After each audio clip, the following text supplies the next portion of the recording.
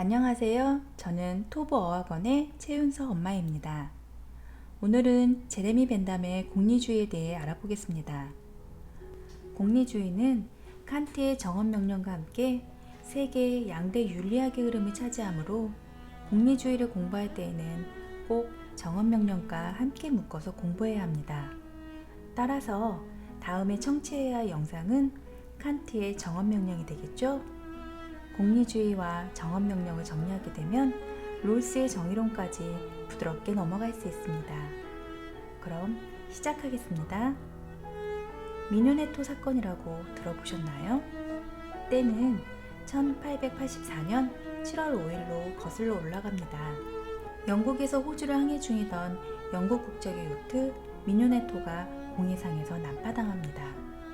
미뉴네토에는 선장 더들리, 1등 항해사 스티븐스, 일반 선원 브룩스, 그리고 잠무원 리차드 파커 총 4명이 탑승하여 구조를 기다립니다. 여기 알아두어야 할 것이 바로 상황입니다. 상황이 굉장히 특이하며 급박한 상황입니다. 일반적인 상황이라면 식인행위는 절대 용납할 수 없겠죠? 철학사에 유례가 없었던 지극히 예외적이라고 할 수 있는 상황이므로 공리주의와 정언명령 모두 윤리적 딜레마에 빠지게 된 것입니다. 나중에 설명하게 될 백그라운드 2권에서 배울 트롤리 딜레마도 같은 맥락입니다. 또한 상황에 대한 구체적인 얘기는 정언명령에서 자세히 다루도록 할게요. 이들 중 리처드 파커는 고아였으며 나머지 선원들에게는 부양할 가족이 있는 상태입니다. 그들에게 남은 거라 본 통조림 2개와 나이프 1개, 경도 측정 시계가 전부였습니다. 결국 바다 거북을 잡아먹고 빗물을 마시며 버텨보았으나 얼마 가지 못하여 식량이 바닥을 드러내기 시작합니다. 그렇게 결국 아무것도 먹지 못하고 며칠을 버티던 중에 더들리 선장은 당시 선원 관습에 따라 나머지가 살기 위해 희생자 1명을 제비뽑기로 선정하자고 제안하게 되는데요. 이를 브룩스 선원이 강력하게 반대하면서 결국 무산되게 됩니다. 하지만 며칠 후에 갈증을 참지 못한 파커가 다른 선원들이 잠든 틈을 타 바닷물을 마시게 됩니다. 결국 다음날 아침 더들리는 스티븐스와 공모하여 바닷물을 먹어 탈수증으로 괴로워하는 파커를 살해하여 식인하게 됩니다. 이에 반대하던 브룩스도 더들리의 설득에 갈증과 허기를 참지 못하고 식인에 가담하게 됩니다. 이들은 식인을 하고 4.15 근처를 지나가던 독일 배에 의해 구조됩니다. 혹시 리처드 파커라는 이름의 주인공이 등장하는 영화를 알고 있나요? 2개의 영화가 있는데요. 하나는 스파이더맨인 피터 파커의 아빠 이름이 리처드 파커이고요. 또 하나는 영화 라이프 오브 파이의 호랑이 이름이 리처드 파커입니다. 영화 라이프 오브 파이가 미뉴네토 사건을 배경으로 하고 있다는데 저는 솔직히 잘 모르겠습니다. 여러분은 찾을 수 있을 것 같으니 다시 한번 보시고 의미를 찾아보길 바래요. 아무튼 영국에 도착한 더들리는 식인을 했다는 사실을 이야기하고 결국 소송을 당하게 됩니다. 소극적으로 가담한 브룩스는 검찰 측 증인으로 기소를 면하였으나 적극 가담했던 더들리와 스티븐스는 살인죄로 교수형을 선고받게 됩니다. 하지만 그들에게 상당히 우호적인 당시의 여론, 실제 사형을 집행할 마음이 없었던 정부, 여러 가지 요인들에 의해서 2사람은 수감 6개월 만에 석방되게 됩니다. 판결에 담긴 의미는 칸트의 정언명령까지 설명이 끝난 후 얘기하도록 하겠습니다.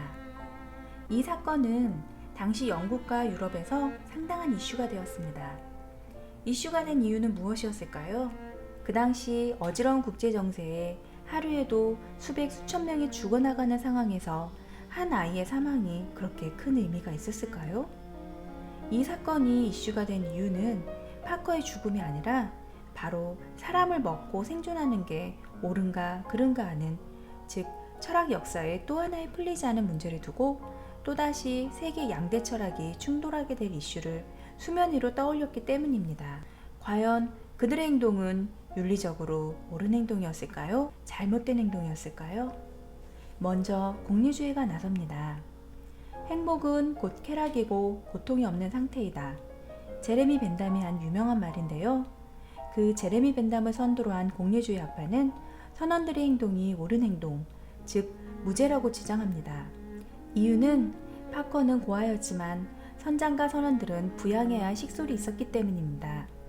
식솔이 10명만 되어도 총 30명이 이들의 생존으로 삶을 영위해 나갈 수 있습니다. 즉 33대 1로 다수가 행복하므로 식인 행위는 정당하다고 합니다. 여기서 알 수 있는 공리주의의 최대 표현은 우리가 자주 들어 알고 있던 최대 다수의 최대 행복입니다. 다수가 행복할 수 있다면 소수는 어쩔 수 없이 희생될 수밖에 없다는 얘기죠. 즉 공익을 위해 소수의 희생이 따른다 하여도 다수의 이익을 우선시한다는 말입니다. 내용을 종합해보면 과정보다는 결과를 우선시한다는 얘기겠죠. 그래서 공리주의를 결과주의라고도 합니다. 행위의 목적이나 선악 판단의 기준을 인간의 이익과 행복을 증진하는 데 두는 사상이므로 다수의 행복을 내세우며 사회 전체의 복지를 중시합니다. 공리주의의 설립자 제레미 벤담은 법학자입니다. 그러므로 그의 최대 비전은 공리주의에 따른 법 집행이겠죠. 그는 현대 철학에 상당한 영향을 주어 결과주의형 집행이라는 전통을 마련하게 이릅니다. 슬프지만 세월호 사건을 떠올려 보겠습니다. 세월호 선장은 분명 아이들의 죽음을 절대 의도하진 않았지만 결과는 명백한 수백 명의 무고한 아이들의 죽음이었습니다. 공리주의에 따르면 세월호 선장은 무죄일까요? 유죄일까요? 네, 유죄입니다. 공리주의는 결과주의이기 때문입니다. 세월호 선장은 무기징역을 선고받았습니다. 여기서 미뉴네토 사건과 세월호 사건의 맥락을 혼동하면 안 됩니다. 엄연히 상황이 다른 사건입니다. 이제 조금 더 깊이 들어가 보겠습니다. 조금 어렵습니다. 이미 앞에서 말했지만 공리주의의 최대 표현은 최대 다수의 최대 행복인데 이 공리주의는 크게 두 가지로 나뉩니다. 최초의 주창자인 벤담의 공리주의를 양적 공리주의, 뒤이어 출연한 벤담의 친구의 아들인 존 스튜어트 밀이 주장한 질적 공리주의가 있습니다. 공통점은 행복의 극대화, 보통 쾌락의 극대화라고 칭합니다. 차이점은 양과 질에 달렸습니다.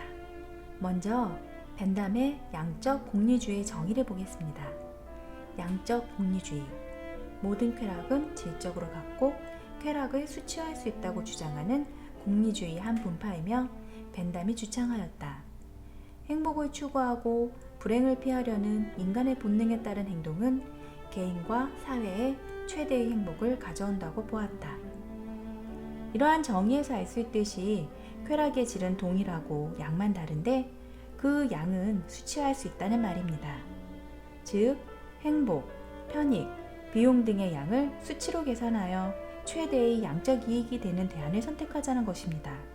하지만 행복과 공리라는 개념 자체가 절대적일 수 없고 추상 개념을 지향하기 때문에 양적 공리주의에 따라 어떠한 대안이 옳다고 단언하기가 어렵습니다.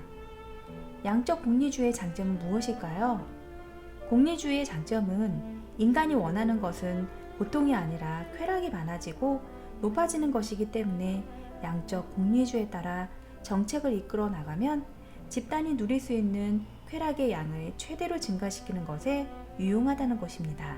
하지만 양적 공리주의에는 단점이 더 많습니다. 첫째, 이미 언급했듯이 인간의 존엄성을 침해한다는 단점이 있습니다. 최대 다수가 최대로 행복해져야 하는데 그 과정에서 필연적으로 소수의 희생이 발생되기 때문입니다. 만약 잘못된 쾌락이라 할지라도 많은 사람이 원하는 일이라면 막을 방도가 없습니다.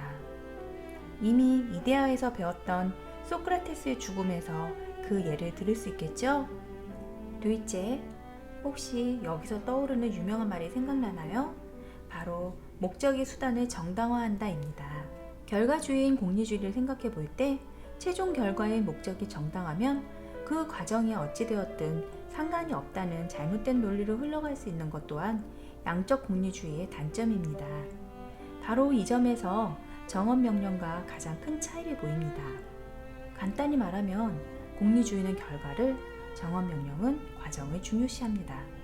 아무튼 이 단점을 해결하기 위해 등장한 것이 바로 존 스튜어트 밀의 질적 공리주의입니다. 그는 스승이었던 벤담의 양적 공리주의의 단점을 수정합니다. 첫째, 밀은 소수의 자유와 권리를 존중해야 다수의 잘못된 독단을 막을 수 있다고 생각합니다. 이와 관련된 내용은 오늘은 자세히 다루진 않겠지만 그에 져서 자유론에 상세히 설명되어 있습니다. 둘째, 밀 역시 행복을 강조하고는 있지만 밀에게 행복이란 최소한의 고통을 의미합니다.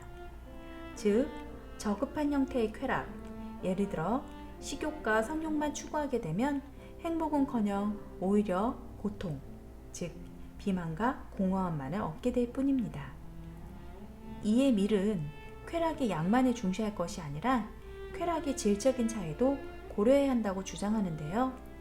인간은 동물적인 본성 그 이상의 능력을 가지고 있으므로 질적으로 높고 고상한 쾌락을 추구하며 쾌락에도 질적으로 낮은 것과 높은 것이 있다고 주장한 후 유명한 말을 남깁니다.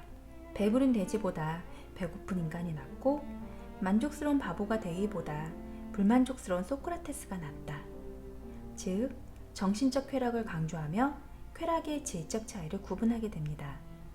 육체적이고 순간적인 쾌락은 질이 낮으며 정신적이고 지속적인 쾌락이 질 높고 고상한 쾌락이라고 말합니다. 벤담의 양적 공리주의에 반대하는 운동은 후에 실존주의로까지 연결되는데요. 실존주의란 인간 개개인 자체가 소중한 가치로 인정받아야 하고 어떠한 수단이나 도구로도 활용되어서는 안 되며 개인의 개별적인 생각과 가치가 사회의 보편적 제도와 규범을 우선한다는 개념입니다. 어떤가요? 존 스튜어트 밀의 배고픈 소크라테스와 일맥상통하죠? 실존주의 철학자로는 니체, 까미, 샤르트르, 하이데거 등이 있으며 백그라운드 이건에 자세히 설명되어 있습니다. 이제 정리를 해볼까 합니다. 벤담과 밀 모두 쾌락은 선, 고통은 악이라는 쾌락주의 입장에 동의합니다. 벤담과 밀 모두 쾌락은 결과가 좋아야 도덕적이라는 결과주의 입장에 동의합니다. 하지만 벤담과 달리 밀은 쾌락의 종류가 다양하다고 봅니다. 또한 벤담은 쾌락의 질은 동일하나 양은 다르다고 하지만 밀은 쾌락의 질과 양 모두 다르다고 합니다. 따라서 쾌락의 양을 고려한 것은 벤담과 밀 모두의 공통된 입장인 반면 쾌락의 질을 고려한 것은 벤담과 밀의 차이점입니다. 정리가 되셨나요? 하지만 무엇보다도 양적 공리주의와 가장 대적하는 철학은 칸트의 정언명령입니다.